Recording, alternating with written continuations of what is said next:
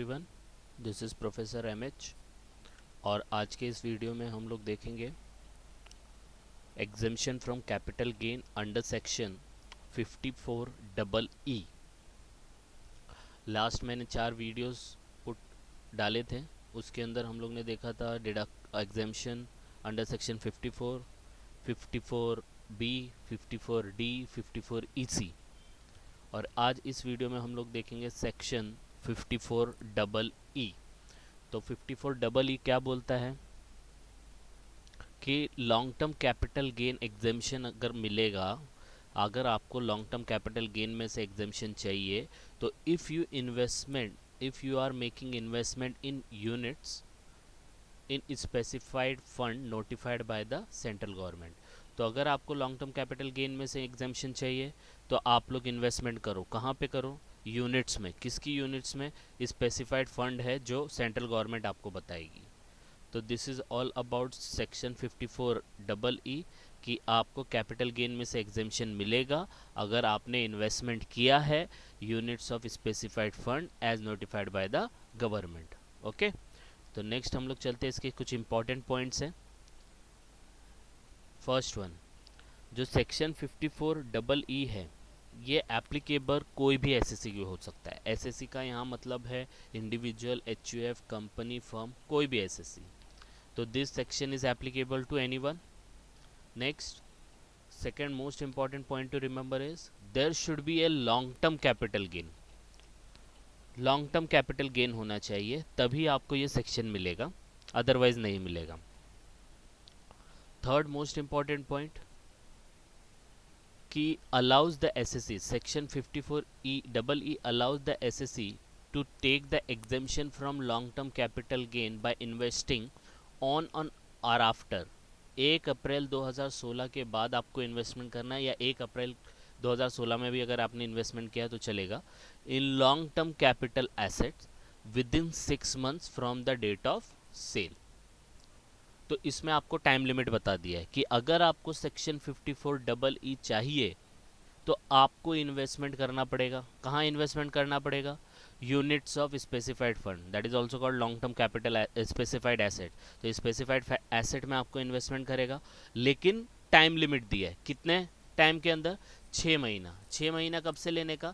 जिस डेट को आपने लॉन्ग टर्म कैपिटल एसेट को बेचा था, जिससे आपको कैपिटल गेन हुआ, उस डेट से लेके 6 महीने के अंदर अंदर आपको इन्वेस्टमेंट करना है लॉन्ग टर्म स्पेसिफाइड एसेट में।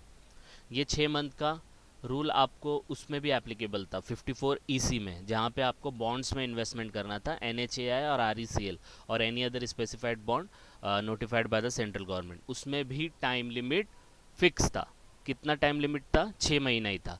डबल ई में भी 6 महीना ही है। तो ऐसा कंपैरेटिव टाइप में याद रखेंगे तो याद रहेगा।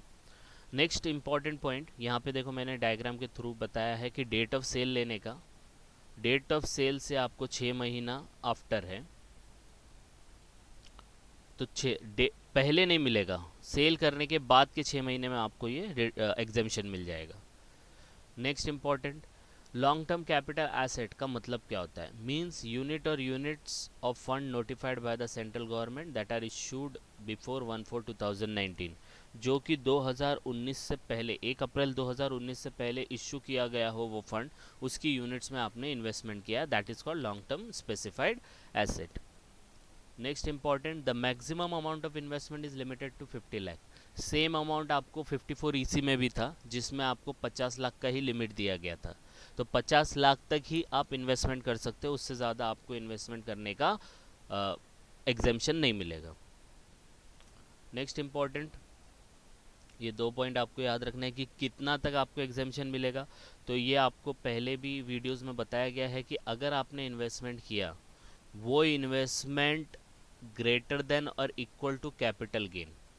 तो ये मैंने आपको एक्सेल में भी समझा के बताया था, जो लास्ट वीडियो में बताया था कि आपने जितना भी इन्वेस्टमेंट किया, इन्वेस्टमेंट 100 रुपये किया है, दैट इज़ ग्रेटर देन और equal to capital gain. Capital gain 80 है, तो 80 से तो ज़्यादा ही है ना इन्वेस्टमेंट, 100 रुपया।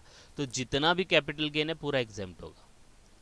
तो can we say the lower amount we will take as an exemption. Same way में यहाँ पे भी देखो, investment in unit if less than capital gain, तो लेस देन है तो छोटा कौन सा इन्वेस्टमेंट ही हुआ ना, तो investment in unit we will take as an exemption. तो कैपिटल गेन से अगर बड़ा है इन्वेस्टमेंट तो कैपिटल गेन एग्जाम्पशन ले लेंगे, और अगर कैपिटल गेन से छोटा है इन्वेस्टमेंट तो इन्वेस्टमेंट का अमाउंट हम लोग एग्जाम्पशन के तौर पे ले लेंगे। आया समझ में? तो this is the maximum amount you can invest in capital gain, exemption कितना ले सकते हो आप।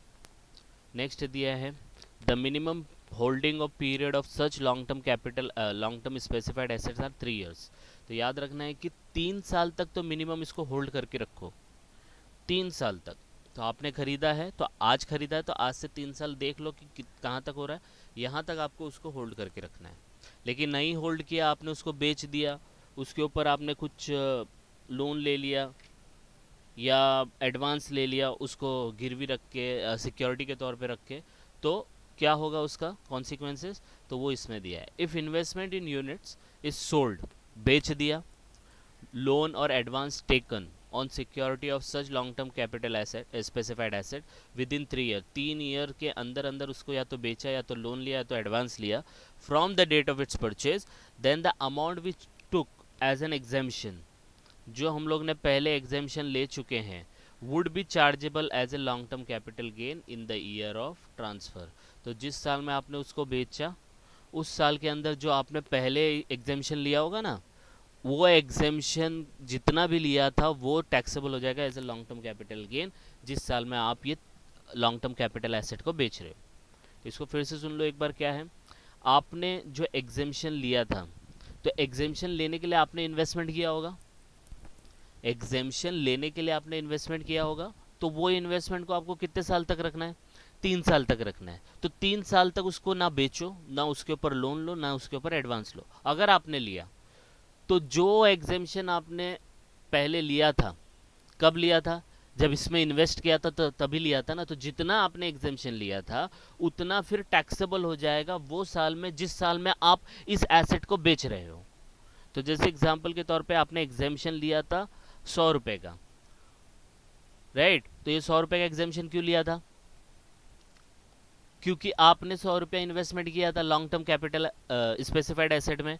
अब उसको 3 साल रखने की बात थी तो 1 साल के बाद आपने उसको बेच दिया, तो 100 रुपया आपने इन्वेस्टमेंट किया था तभी एग्जाम्पशन मिला था, तो वो 100 रुपया जो आपको एग्जाम्पशन मिला था अब वो टैक्सेबल हो जाएगा जब आप उसको बेच रहे हो। तो 3 साल से पहले नहीं बेचना है, 3 साल के बाद बेचो चल जाएगा, लेकिन it should not be sold और लोन और advance taken on the security of such asset. आया समझ में? तो this is all about your section 54 E exemption. तो आप लोग इसको रेफ़र करो, कुछ डाउट आएगा तो आप लोग कमेंट कर सकते हो, ठीक है। तो thank you very much, like and subscribe for more videos, thank you.